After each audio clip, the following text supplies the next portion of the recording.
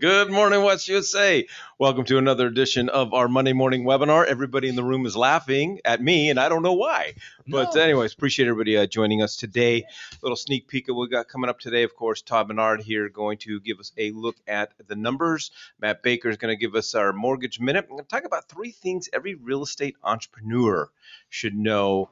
And we have our favorite real estate attorney, Jesse Walnick's going to stop by. We're going to talk about some things going on, and we're going to bring in Marge Lindsay as well with that conversation. So we're looking forward to that. As always, if you got any comments or questions, please feel free to email us at webinar@westusa.com. All right, let's jump right into the announcements. If you are new to West USA or you've never attended one of our orientations, or it's been a long time, and you want to be made more aware of some of the things that we have to offer you, that is going on this morning at 10:30. It's going to be live in person and on Zoom. And as always, if you want to get signed up for any of our events, they're all located on the dashboard. Just go to your dashboard and look up the calendar. React is starting tomorrow, so this is your chance to get really entrenched into all the technology that we have to offer you. So definitely get signed up. If you've never taken a React, we highly encourage you to do that. So that is starting Tuesday, tomorrow. Speaking of, well, I got these out of order, but anyways, so we got this Thursday in person.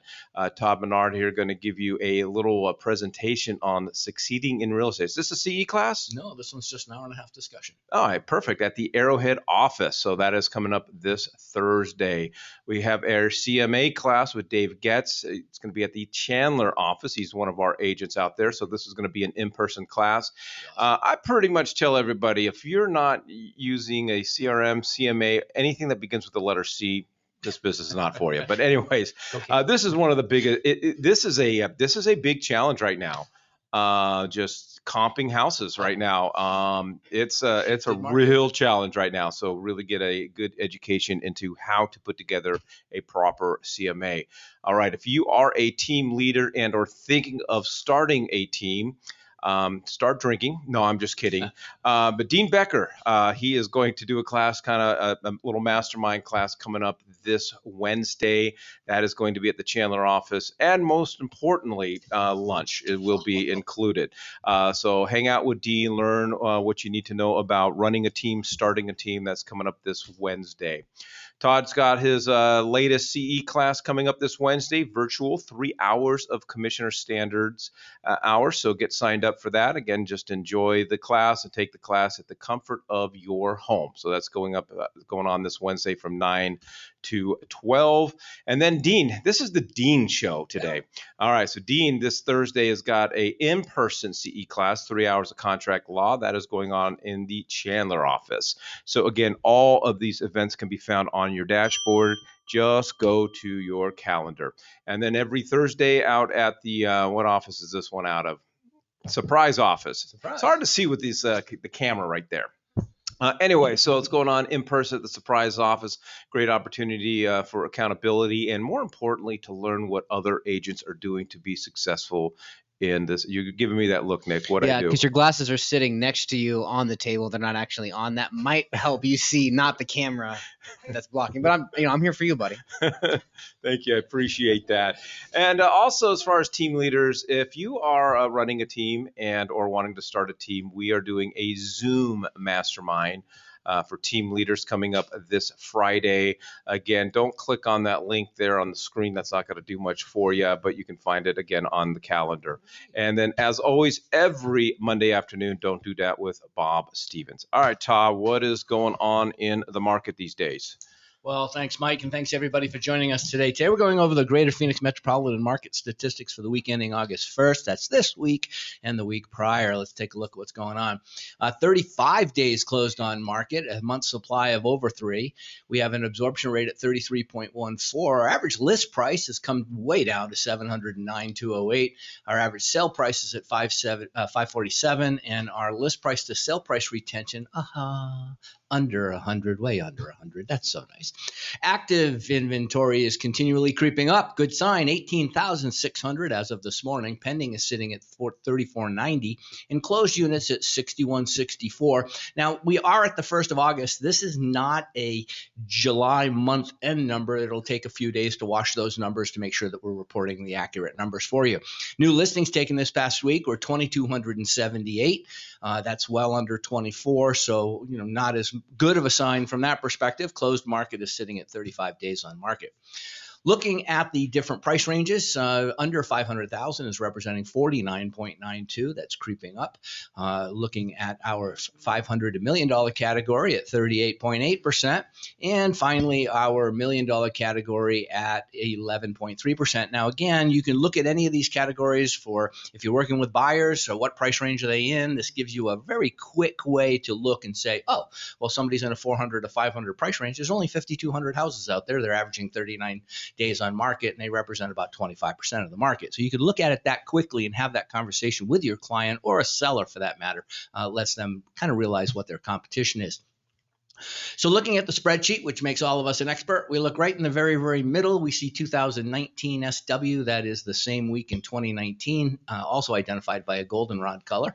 To the left of that, in salmon, we have a 2021 same week. So what happened in 2021 during the same week? And then to the left, we have two of the white columns, August 1st and then last week. So taking a look at this, why is it a red ticker? Well, because last week we did 2,523 new listings the week before. And last week we only did 2,276. Where are we? What does that look like? Well, it's still a pretty good number. As you can see way over to the left, the rule of thumb is about 2,400 plus is what we're looking for. So we are still in a green tick because of the fact that if you slide your eyes to the right of the white numbers into the last year, we only took 2,176. So we were basically 100 units stronger this week than we were last year. And of course, the best year we ever had up until 2020 was 2019, and that year we had 1,701. So again, 570 units more, than that particular. So these are good, strong numbers. Is the representation that I'd like you to walk away with, even though you see the red ticker in there, just means it went down. Taking a look at inventory itself, 18.6 this week, 18,182. 7,704 units last year. So we are basically, again, almost 3 times more inventory than we had last year, same period. And here's, I think, the shining star information is looking back to 2019. We only had 14,230 properties available, and we've got 4,500 or 400 more properties available. So inventory, which isn't our problem today, is looking good. Coming soon represents about 700 of those, and that's down just a little bit. In fact, the only place in which it went down, looking at single family detached went up. We have new homes went up, came down actually just a little bit. So that should have been a red ticker. Non-distressed properties, 18,500 properties. That's a super amount of properties for you to be able to have your clients pick from.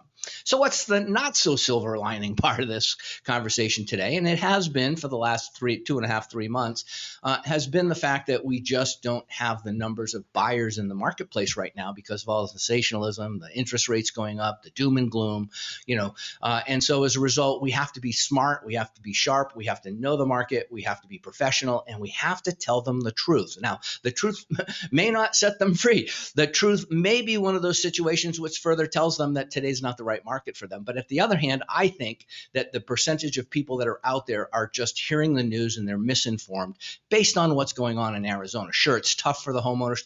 Even in Arizona, it's tough for people with incomes and seeing the costs of services and gas and everything go up. I get that. But when you look at perspective and timing the market and how should your business, your real estate business, react to what's going on, don't get caught up in the doom and gloom.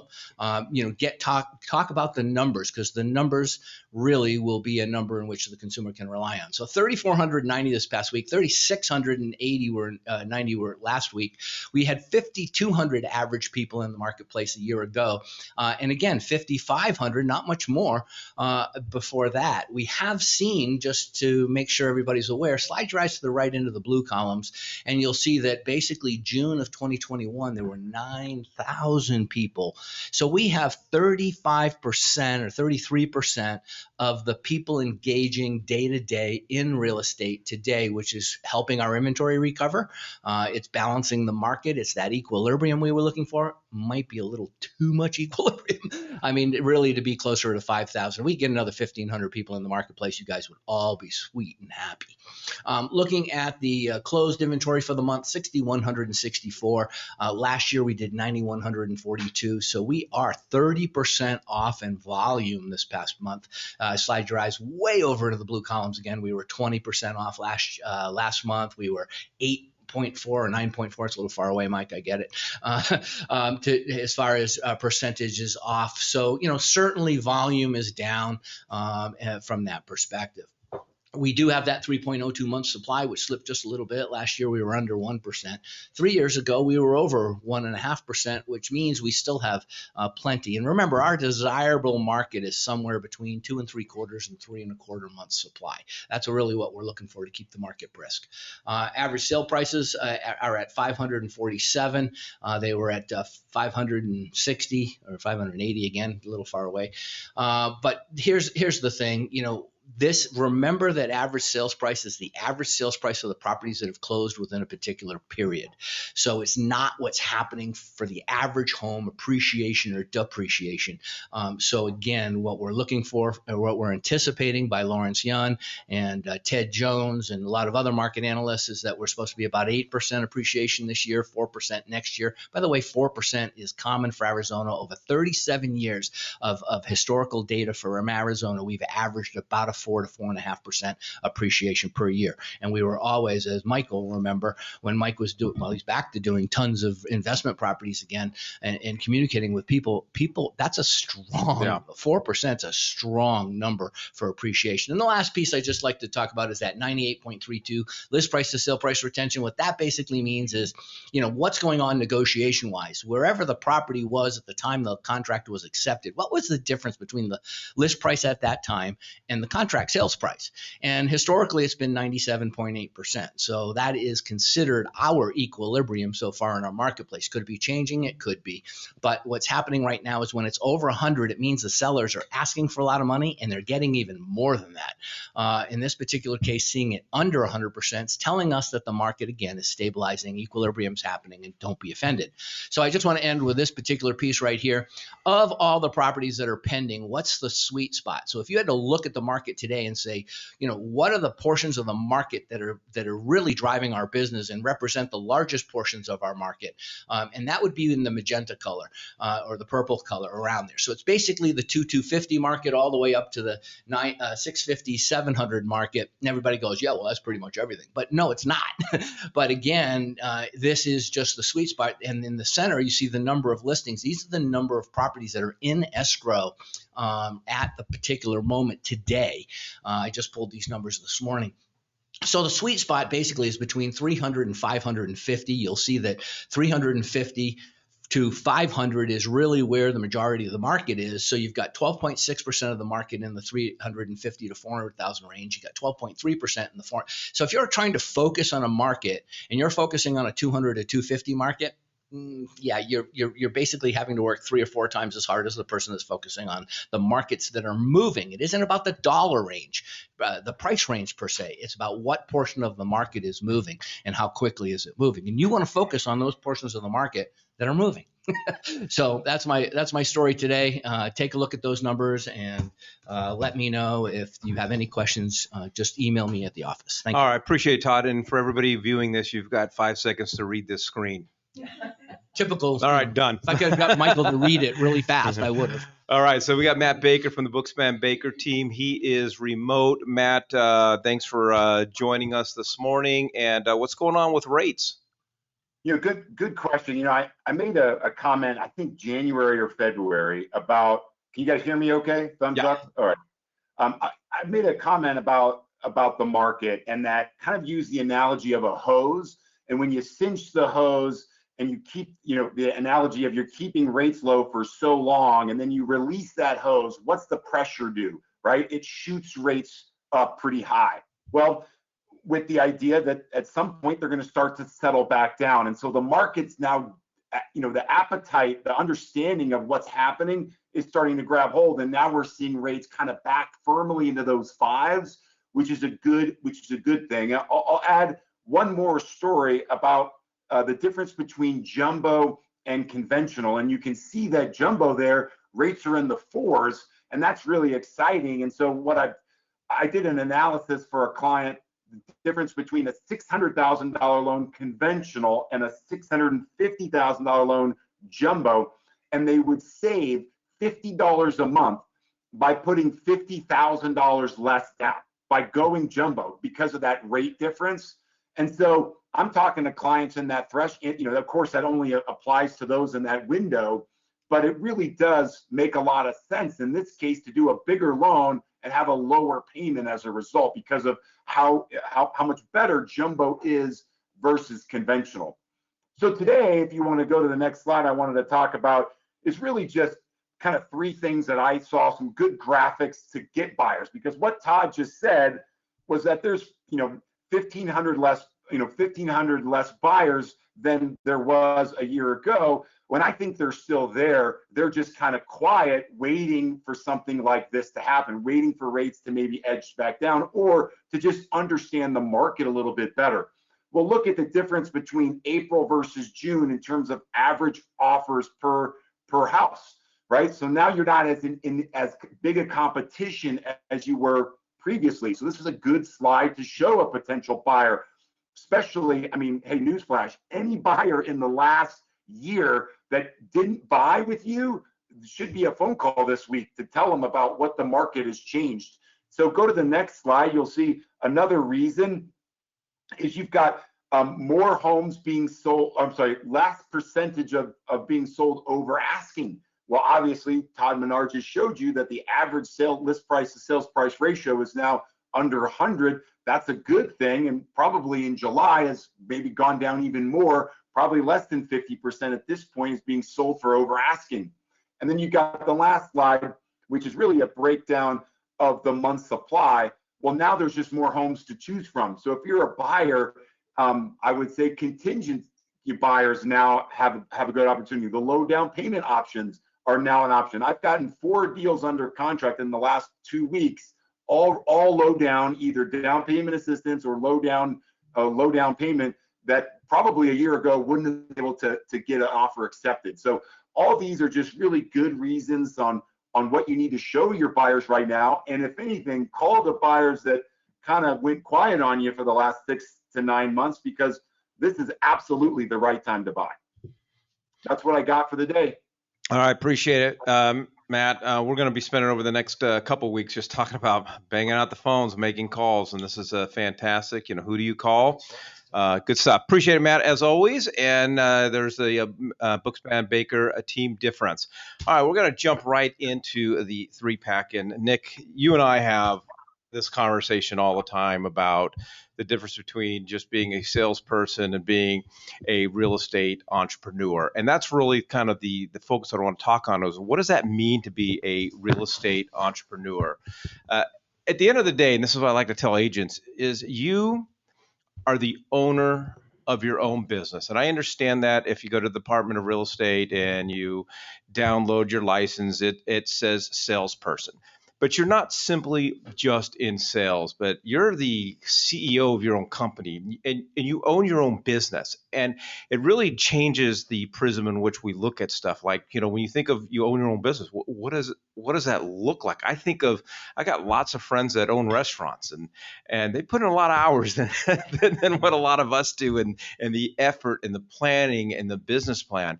But I think it really starts with understanding that we are entrepreneurs because whether you're born an entrepreneur or not, whether you have those giftings of an entrepreneur or not, it doesn't really matter. You chose the profession of being an entrepreneur because you are now running your own business, and that's basically a real estate business. Well, it's a perspective change immediately. Just saying that you're a real estate agent is one thing. Saying that you run and own and operate a real estate business is a very different type of a conversation. It's a very different mindset. Going out and showing homes, being a realtor is very different than being a business owner, that you're blocking out your time to go and show homes. You're blocking out your time to call. You're blocking out your time to market, to do your budgets, to focus on what's going to come up for this next week, 6 months, 12 months. Where's the market shifting to? Just having a gig that you go show homes every once in a while. I mean, it's a very different thing. And that's, I think, the big For some, it's like a differentiator. hobby.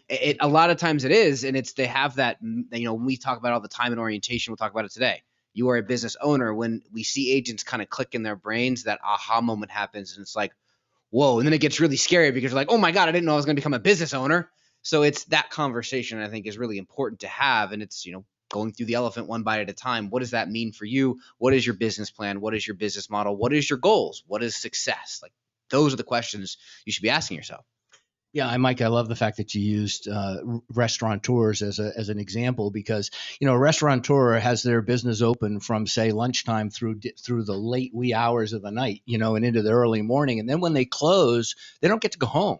That's when they have to take a tally and look at the numbers and see how much booze they sold and how much food they sold, and then tomorrow morning at a very early hour, they have to get up and make those phone calls to the distribution, the alcohol place, the food place, to make sure they can resupply what's selling, and get this, what's selling best of the things that are on their menu. You don't reproduce things that aren't selling. Right. You don't do activities in real estate that aren't producing. You hold yourself accountable to the things that are producing. But we have a tendency when 5 o'clock comes to go, yeah, okay, my day's over. I'm done. No, your day's never done. You're a realtor. You're an owner of a business, 24/7, 365. Yeah, I just don't. I mean, there's the difference. I know a lot of businesses that the owners really, they put in the time, they put in the effort, they're smart, they start the resources, and they don't even make it. Right? It's a cutthroat business. It's cutthroat out there, and it is to Nick's point. It's a perspective change when you wake up every day and you realize, I am the owner of my own business, and the buck stops here. And I didn't put it up here, but I did something similar with our team the other day. And I put a slide of my two boys. I'm like, my boys watch me. They watch everything I do, and they pick up on the potty words and the things like that, the negative stuff. But I know they focus on, they're seeing the positive stuff. I'm like, one day they're going to either be an employee or they're going to be a business owner. And so it's, what is that? What role model and what example am I setting? But second thing about running your own business, being a real estate entrepreneur, are the obstacles that you have to overcome. I always joke, we get into this business because we want to make our own hours. We don't want anyone looking over our shoulders. We don't want anyone telling us what to do. And somebody's lied to us. Like, the money's easy. Just get your real estate license and the money's easy.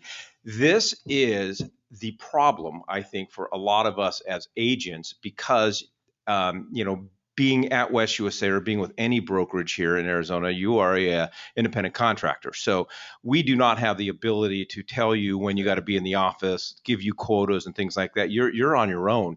And flexibility is the career crusher. I don't know how many times it's like nails on a chalkboard when I'm interviewing an agent for our team. And I said, well, why did you want to get into real estate? They said, well, I want a little more flexibility.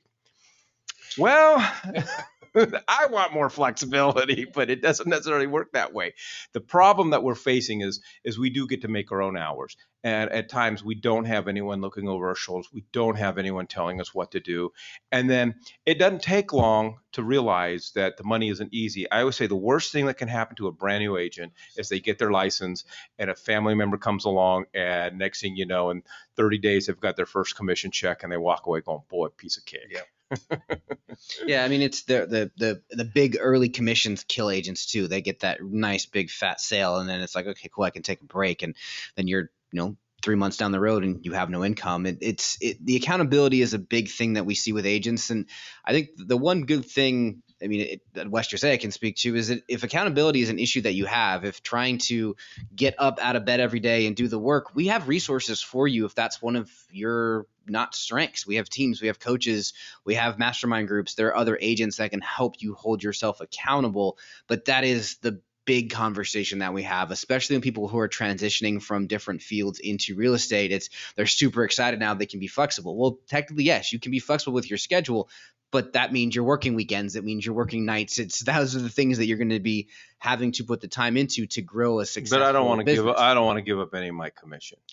Well, wait a minute, Mike. Isn't 70% of something better than 100% of Zero nothing? plus zero always equals Yeah, zero. I don't know. Math still works. But even in that, let's move outside of the real estate world, back into the people who are running restaurants and owning other types of business. They have business coaches. Yeah.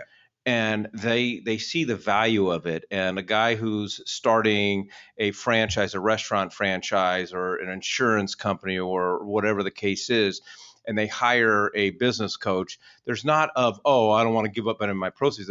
It's more, I want to be successful, and I can't do it on my own. You know, that's funny because, you know, whenever I hear about business, the very first thing that everybody overlooks, in my personal opinion, is looking in the mirror. The first person you have to figure out is that person. And skill development happens between your ears. If you want to know why people are hiring a realtor instead of you, first thing you got to look at is probably, what are you saying in your presentation? What do you know about the market? How are you sharpening your skills? You know, what are you doing to yourself? That's why I always refer everybody to that Michael Mayer book. That's, you know, and everybody hates it when I bring it up, I think, because I constantly bring it up. But the 7 levels of communication, it's all about a realtor who goes out there and wants to become the #1 realtor in town. And it's human nature. It's normal for you to do all the wrong things first. And then somebody comes along and enlightens you on how you can grow your business through other people. And all of a sudden it clicks. And then you become super successful. And now everybody wants to know how you did it. But again, just a good read. I have to make sure you get a copy of my book, reread that thing. Thanks. Okay. Yeah. What's that? 7 levels of communication 2.0? It's great. Yeah. He doesn't even remember my book. All right. Anyway, so, okay. And then we always joke, Nick and I, we do this all the time at the orientation. There's so many roles and so many hats that we wear as the owners of our own business: janitors, chauffeurs, accountants. I mean, this is when it becomes overwhelming, right? But the 3 top ones for me is you are now a chief marketing officer. You are in charge of building and creating an effective marketing plan. But yet for many of us, we don't have any marketing experience. We don't have any marketing education. Then we're looking at the guy next to us at the office, see what they're doing for marketing. And we go, oh, let's try that. But we haven't asked the question, how many deals is that person closing, right? And then we've got the blind leading the blind. We're also in charge of business development. How are you going to develop business? What does that business plan look like? In the next couple weeks, we're going to get really deep into that. And then sales, you got to close. And I tell people, people go, what kind of book should you read? And I love the 7 levels book. But for me, especially if you're new, you should be picking up any book on marketing and advertising. And then you should be picking up any book on sales, how to close a deal. I love social media and Instagram. That's great and so forth. But if you can't close a deal, it doesn't matter how many people you have to talk to. Correct. Yeah. I mean, the sales training is probably one of the more important things, especially if your business isn't where you think it should be. I could probably go out and with my 11-year-old pick up some buyers and some sellers right now. The marketplace is where it is. They don't know how to close a transaction. If you're new to real estate, you've only done 1 or 2 transactions, and you're not confident in your sales technique, your sales tactics, that's where you really need to focus. We have Marge in the room today. She does a whole session every single month on how to be a good salesman, how to be a good realtor. What do the contracts look like? What are you doing in these transactions? We have people like Todd working at the corporate office. We have team leaders and coaches. Again, I go back to that, but that's where you need to start. The marketing stuff comes when you ask the questions. What does success look like to you? What do you want to accomplish in your real estate business? And then, we have people who can help you with that too. But like Mike said, looking at what the next person is doing is not generally the right way to go. It's a good start, I guess. If you see their names on the leaderboards, then yes. 100%. Absolutely. But again, what is that? I can't be a you. I'm not going to be a Brock. I'm not going to be a Michelle Minnick. I'm going to be a Nick. And how am I going to work my business is how I'm going to do it. But I've got to find my comfort levels there. So we could talk about this for weeks, but No, you're absolutely right, Nick. This is Mike. You and I have said this in the past, but it's true. A lot of entrepreneurs say it. It's you have to not only work in your business when you're new, you have to find time and carve it out to work on your business. And on your business is what it's holding yourself accountable to the statistics and the tracking of what you're doing, nobody else. And I want to just dispel one last thing, and then I'm done, which is I believe that realtors think that if you're going to go to a coach, that coach is going to tell you their way of how to do it. And if it's a good coach, they're not going to do that. If it's a good coach, they're going to be asking a ton of questions about trying to get you to better understand where you want to bring your business and then help you get there. And so, it is, Mike, you hit it around the head. Tiger Woods, Michael Jordan, pick Darren Hardy, pick the top people in the world on any particular activity, and they all have a coach. Yeah.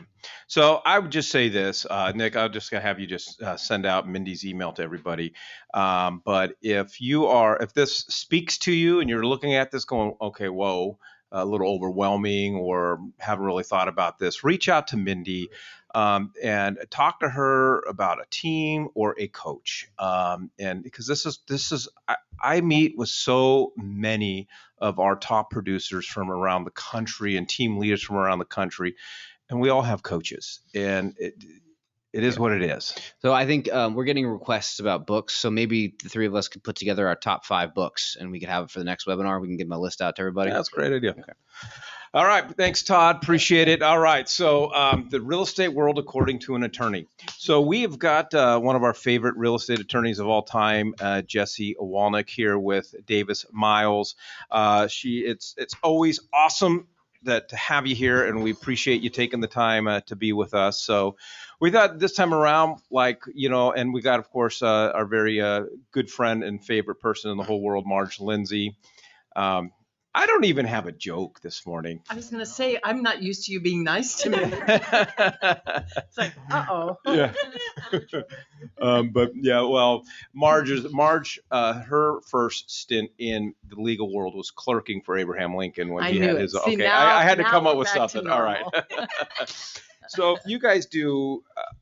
You guys work together a lot, and so today we just came up with just issues and topics that you guys are seeing over and over to address. And then I threw in one at the end that I'm hopefully I don't trip you up, Jessie.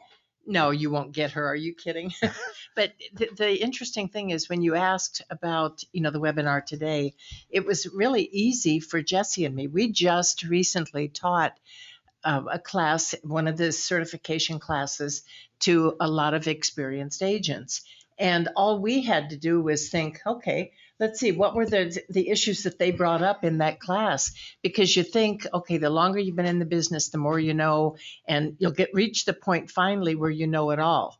Well, that day is never going to happen. No. And we were not surprised, but started looking at what were the questions that they came up with that we thought they would have had the answers to.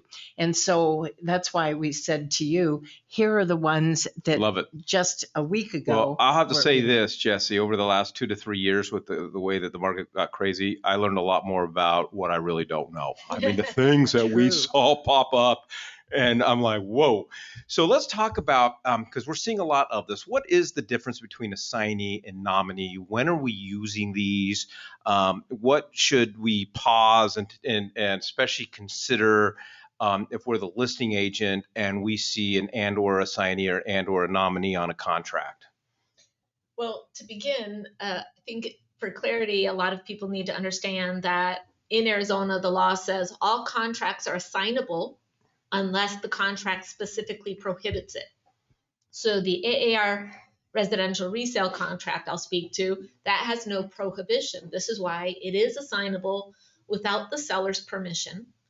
The reason for that is because an assignment is where buyer one assigns his or her position in the contract to buyer two, the assignee. The reason the seller doesn't usually have to give permission is because buyer two is supposed to step into the shoes of buyer one, the same exact terms. Seller will have no damages because buyer two is just performing instead of or in lieu of buyer one. So what happens when the financing terms change? Well, I was just going to say, so Okay. here's. All right, I'm going to shut up now. No. Let me speak. Dang, she does hang out with Marge. Totally joking, of course. Here's the misunderstanding I think that happens in the industry a lot. I'll see documents that are so-called assignments, but they're not truly assignments. The reason an assignment does not harm the seller is because buyer one must stay obligated in the contract. So if buyer one assigns to buyer two and buyer two ends up not performing, buyer one is obligated to perform. But I keep seeing these so-called assignments where it says buyer one is assigning to buyer two and buyer one is released of all liability of the contract. That's not a true assignment. And now I think the seller should be signing off on that and approving this quote assignment. Or I also see where they'll say buyer one is assigning to buyer two, but they charge some large assignment fee. That's not truly an assignment because buyer two is now having to pay more than buyer one. It's not mirror image, same exact terms. I've spoken to many title company CEOs or their counsel, and they agree with my statement that, yeah, those aren't true assignments, but we see so many, we just let them go. So I don't see a lot of these. So I feel like if I'm representing the buyer and then we choose to now assign the contract to buyer two, there is going to be a request for an addendum that both parties are going to need to sign, because that's typically what title company will do. I can't move forward if both parties haven't agreed to the name of the new buyer. True or false? Well, the way it should work is buyer two steps into the shoes of buyer one. There should be an assignment agreement between buyer one and buyer two. And maybe there is an addendum that just acknowledges buyer two's name as the new purchaser from the title company would likely want to see that. Yes, but there's no, amendment to the contract because the assignment is between buyer one and buyer two. Interesting. See, that's the interesting thing for us is in the classes, when we talk about it, our recommendation has always been disclosure is extremely important. And unfortunately, a large percentage of us, never having been exposed to this, don't know what we don't know. So it just looks good. It sounds good. It seems like it's going to make sense. And we say, guys, hire an attorney. Oh, yes. Go in and get a consultation, or at a minimum, go to your broker first and say, is this something that we should be involved with? And, we always have to say, whether it's Jesse or one of the other attorneys involved with this, they're not looking for more business. They've got business, though they always welcome it. But a lot of times we just honestly don't know that those things can create problems. So then what's a nominee? Good point. So I'll make this distinction. In Arizona courts, they treat an assignee and a nominee as the same legally. But when Marge and I teach, I always say, however, the court doesn't know our real estate industry. My opinion in the real estate industry is an assignee is when we assign the contract to another party and the original buyer is stepping back and not in the contract, assuming the assignee, buyer number two, performs. However, a nominee in our real estate industry, we use differently. A nominee means we're going to add a name. And as far back as I go in real estate, before the additional clause addendum was ever created, when I was a real estate practitioner, I used to write, Joe Smith is purchasing the property. His wife's out of town. I can't get her signature. So on the open page where we could write in, I would say, the contract would say Joe Smith and nominee. And then communication is key. We never want people guessing what is nominee. So on the blank page, I would always write, nominee shall be Jane Smith, who's unavailable and will sign the contract on such and such date. That way I'm communicating. They realize what's happening. Gotcha. Now the additional clause addendum exists, so we can write that in. But nominee usually means we're going to add a name in our real estate industry. An assignee means we want somebody else to purchase. Okay. I want to talk about BINSR, cash in lieu of repairs. For our team, we preach to our team, we would much rather settle everything via cash. I would much rather my buyer get cash, be responsible for their own repairs, as opposed to the seller just hiring whomever. And it's a lot cleaner, a lot easier, but I think there's a lot of confusion on how to write that in. What is written on a BINSR as opposed to what's written on an addendum? What's the timing? What gets signed first, or does it really matter? I have been getting so many calls on this. So a large portion of my I'm hoping that when I hear the answer that I'm like, crap, I've been doing it wrong for the last 3 years. I'm hoping not. My clients are agents and brokers. I have been getting this question in the last 30 days so much. Okay, so what's that? Get a little bit closer. Oh, thank you. So the answer is, when you want cash in lieu of repairs, there's a proper way to do it. First and foremost, the parties must abide by what the contract says. The contract says, buyer, in your inspection period, you can either 1, cancel and give a list of items that you disapproved, or 2, you can give the seller the opportunity to repair. It does not say, or 3, give cash in lieu. And this is why so many people are taught that you can't ask for cash in lieu of repairs. So this is mostly true, right? But it's not 100% true, because remember, 2 parties can always agree to amend a contract. So as long as I'm abiding by the contract, I can proceed and I can give another option. The correct way to give a request for cash in lieu of repairs is, assuming the buyer's not canceling, they give a list of repairs that they're going to send to the seller and say, seller, to repair the 5 items I've given you. Or on the BINSR, in lieu of repairs, seller may elect to execute addendum 1. And addendum 1 says, seller to be provided a $5,000 credit at close of escrow. All other terms and conditions remain the same. I've been doing it right. So the BINSR always has to refer to the addendum. 100%. So it doesn't matter if one is signed and the other isn't signed. They go together. And 2, the addendum cannot mention anything about the concession is for repairs, because the lenders have a problem with that. Yes, and that opens a whole other Pandora's box, which we probably don't want to open today, because lenders probably have a right to know there's cash in lieu of repairs.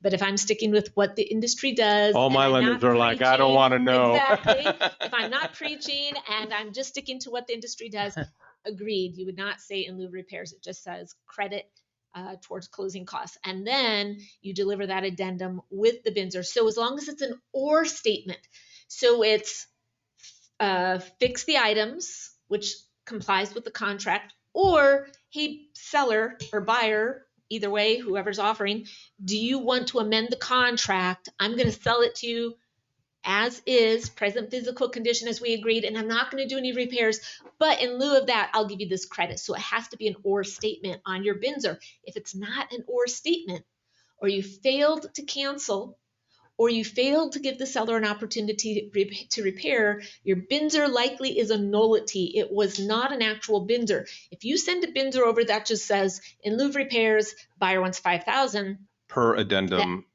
No, if you send over, as many agents do wrongly, if you send over a BINSR that only says, in lieu of repairs, I want $5,000, you did not deliver a BINSR that's valid. You delivered an addendum on BINSR paperwork. Do not do that. Interesting.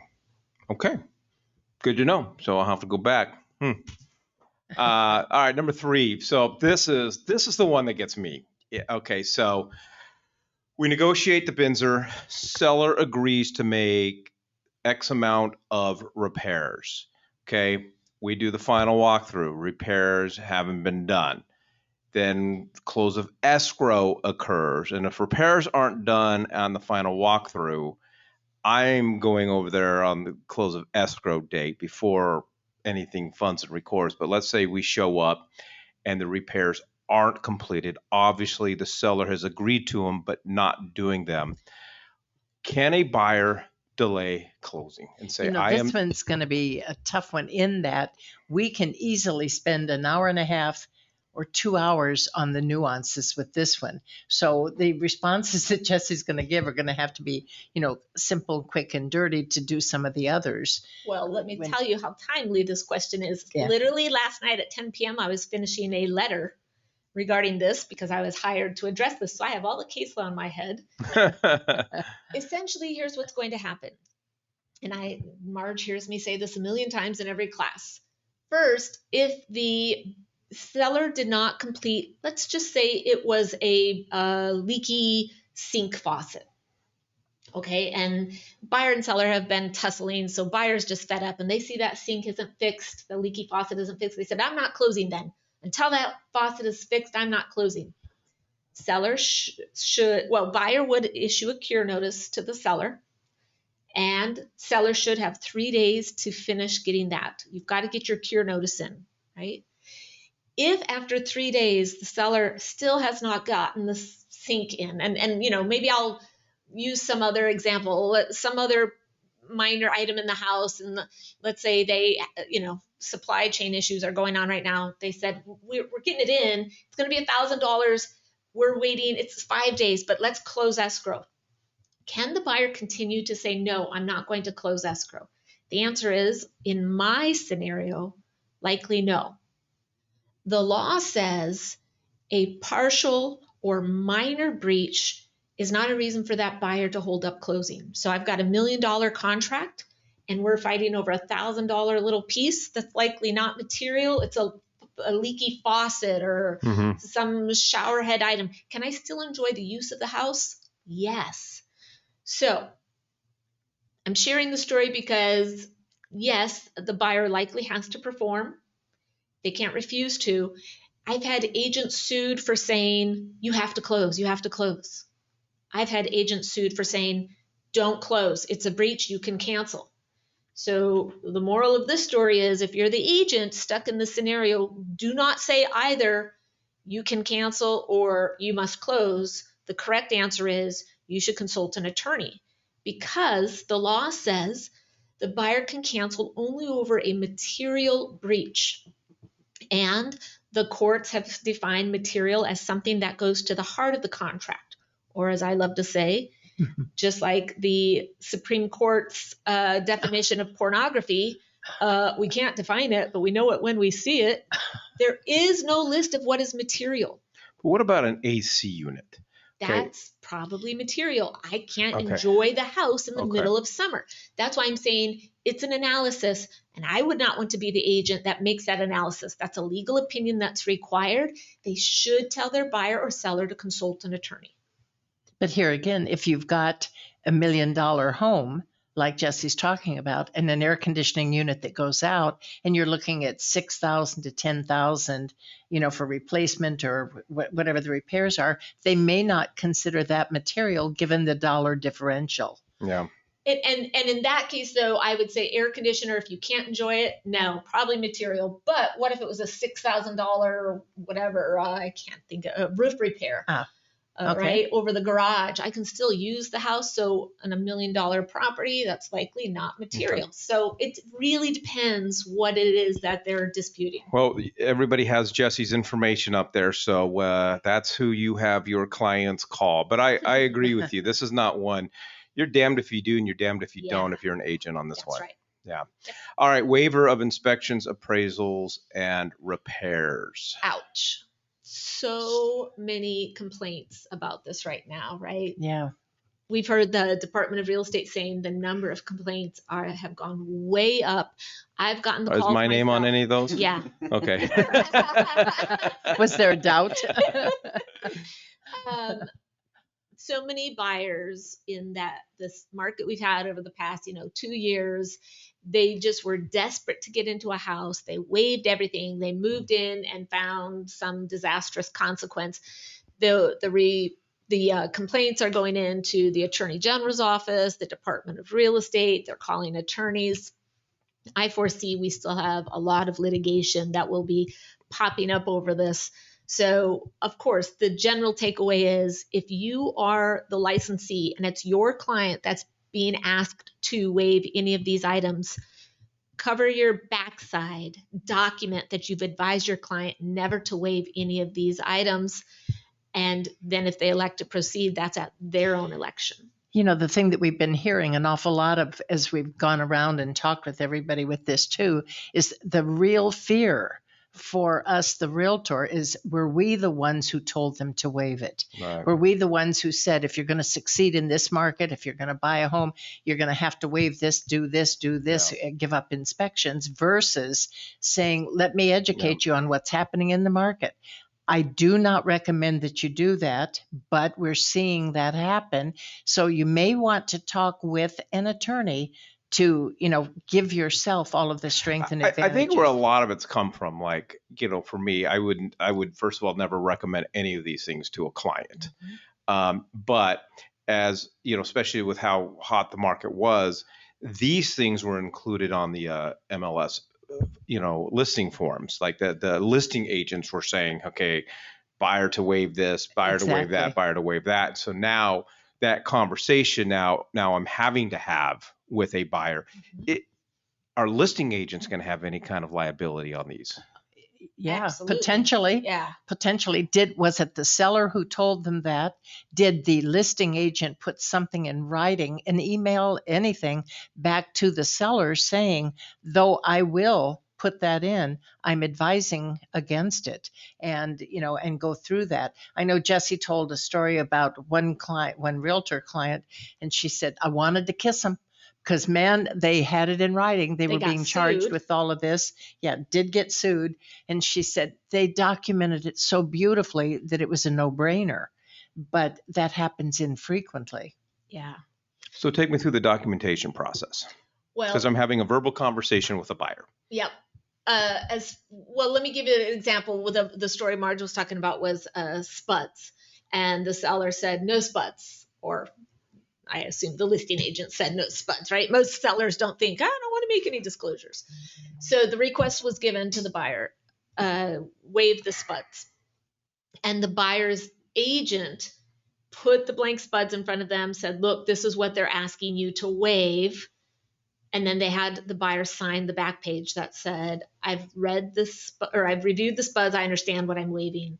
And then they waived it. And then a year, 2 years later, the buyer tried to sue their own agent because she said, oh, there's so much wrong with the house, and I waived inspections and I waived the spuds. And when we defended the agent, the agent had in their files that they had in fact advised them not to waive the spuds, and he even had the buyer review it. And of course, the buyer's attorney had said, that you had my client waive the spuds and she didn't even know what that was. Well, he put the document in front of her. So anytime you can, you want to have some documentation. Now, an inspection, we've got the form that says buyer agrees to waive a formal inspection. And so that's adequate enough. At least they've been shown that document. An appraisal, I don't know how I would best do it other than maybe an email that says, I recommend that you don't waive the appraisal if you're worried about value, et cetera. And then repairs, again, you've got your BINSR, so you've documented already what that buyer could have asked for. And when the seller says, no, I don't want it, then that's when you've got an email that says, so let's, in 2 minutes, let's talk about this buying a property in as-is condition. Because I think there's a lot of confusion. For me, I tell my buyers, seller's asking, to buy an as-is. Of course, I would never recommend you buying it as-is. But even if you sign a document saying that you're buying this in as-is, does not mean that you're waiving your inspection. So, okay, Perfect. If you still want to move forward, we're going to still do the inspection. Perfect. And you can still ask for repairs. But at least you know what you're getting into, and you could cancel the contract if something pops up that you don't like. And if you include that kind of verbiage, now you've covered yourself and you're taking care of your client. I'm a pretty good agent, huh, Marge? You're shocked right now. I am. Marge trained you really well, Mikey. All right. So this is one I came up with. So because whether you like it or not, I have done this. So in full disclosure, So my understanding is that if my buyer is buying a property contingent on the sale of another property, there is nothing written that requires my buyer to actually provide a contingency form. We sometimes have leaned just on the PQF that the lender checks the box that says, yes, the buyer is relying on the sale of a property. I've had this question before from clients, so I understand. Here's the bottom line, and I warn folks about this all the time. Mhm. We have to be careful in this day and age because we all are using our tiny little smartphones. We are doing DocuSign. We're maybe not paying attention to documents. This is your job as a real estate practitioner. You need to be looking at these documents for your client. I would look at that pre-qual to see if that contingency box is marked because they are not required to use the contingency addendum. The contingency addendum provides additional terms and conditions under which the buyer and seller agree to proceed, but the buyer doesn't have to ask for those conditions. It's just, hey, here's a disclosure. I have a contingency. I must sell my house. Will you accept my offer? There's nothing that says, and buyer's obligated to attach the contingency addendum with this offer. All right. Well, so then I was right. Yeah, because there was obviously there's a time and a place where sellers would not consider contingencies, and we would as agents explain what that contingency form is to the buyer and say it's not necessarily required, but it is a disclosure. How would you like to proceed? Marge is just shaking her head at me. No. I was just thinking before we finish too, what I'd like Jesse to go back and discuss because we have is, can you issue a cure notice after the close of escrow?